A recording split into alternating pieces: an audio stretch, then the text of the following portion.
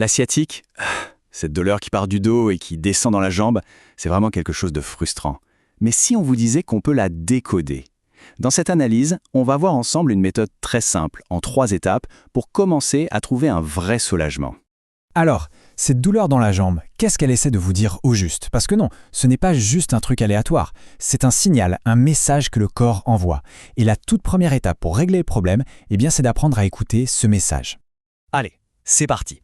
On va commencer par cartographier cette sciatique. Pourquoi?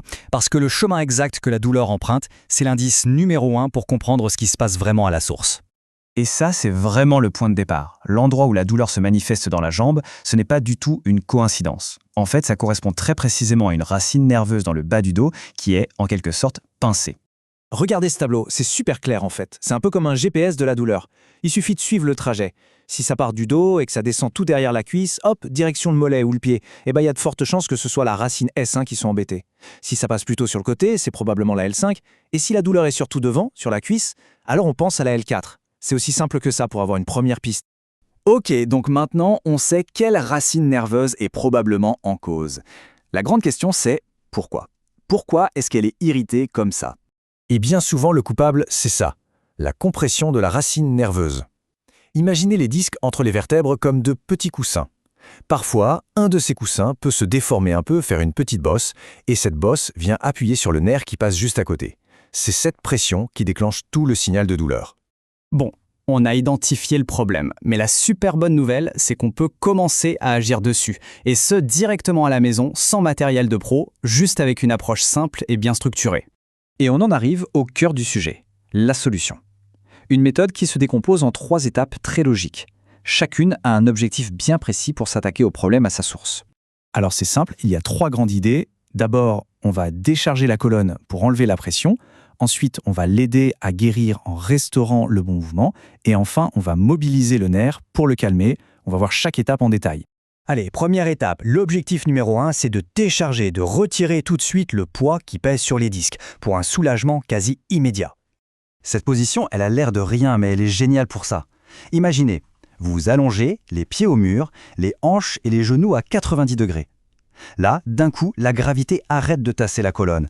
Le bas du dos peut enfin se poser complètement à plat sur le sol. C'est une décompression instantanée. Et la respiration par le ventre, ça aide à tout relâcher en profondeur. Ok, une fois qu'on a un peu soulagé la pression, on peut passer à l'étape 2. Là, on va s'attaquer plus activement à la guérison du disque lui-même. Ce mouvement, c'est tout le contraire de la position assise qui, bien souvent, aggrave les choses. En se mettant sur le ventre et en se redressant sur les coudes, on redonne une petite courbure naturelle au bas du dos. Ce geste aide tout doucement à repousser le disque vers sa place, loin du nerf. C'est vraiment un mouvement de soin, pas un étirement forcé. Et on arrive à la 3e et dernière étape, la touche finale, qui va s'occuper directement du nerf pour le calmer et lui redonner sa liberté de mouvement. Là, l'idée, c'est ce qu'on appelle le flossing du nerf, ou la neurodynamique. Attention, le but n'est pas d'étirer le nerf comme un élastique, pas du tout. C'est de le faire glisser tout doucement dans sa gaine. En tendant la jambe pendant qu'on regarde en arrière, puis en la pliant quand on regarde en bas, on crée ce mouvement de va-et-vient qui libère le nerf et le désensibilise petit à petit. Voilà, on a nos 3 étapes. Si on prend un peu de recul, ce qu'il faut vraiment retenir, c'est que, même si les douleurs semblent différentes, à l'arrière, sur le côté, elles peuvent venir exactement du même endroit. Et cette citation, elle résume tout. Que la douleur soit derrière, sur le côté ou même devant la jambe, ne vous laissez pas avoir. La cause profonde est souvent la même, cette fameuse compression nerveuse dans le dos. Donc le vrai changement de perspective, il est là. Au lieu de se focaliser uniquement sur l'endroit où ça fait mal, cette méthode s'attaque à la racine du problème. Et la clé du succès, c'est la régularité. Appliquer ces 3 principes, décharger, recentrer et mobiliser de façon cohérente. Ce qui nous amène à la question finale. Et si, en fin de compte, la solution était là? Dans une routine simple mais ciblée, basée sur l'écoute des signaux du corps. Est-ce que cette approche méthodique ne serait pas la clé pour enfin reprendre le contrôle sur la douleur?